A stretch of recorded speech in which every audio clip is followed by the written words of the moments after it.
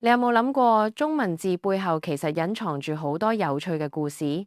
今日我哋就嚟睇下困字係點樣嚟㗎啦。原本喺大森林入面有一棵活潑嘅小樹，佢可以將手手腳腳伸得好長好長，自由自在咁生長。但有一日，突然之間有4道高高嘅牆壁出現，將小樹四面八方咁圍住咗。小樹嘅手腳都伸展唔開，只能夠好委屈咁縮喺正中間，覺得好唔舒服。圍牆入面冇陽光，又冇微風吹過，小樹覺得好無聊，完全提唔起精神。小樹被牆壁困住，悶到好想打瞌睡，呢個就係打瞌睡被困住嘅感覺啦。喺中文字入面，呢種外面有個大框框住裏面組件嘅寫法，我哋叫做全包圍結構。寫呢類字嘅時候，我哋要先畫外面嘅圍牆，就好似起屋要先搭棚咁，跟住將裏面嘅木字端正咁放好，最後先至寫底下一橫，將道門關埋，咁就完成啦。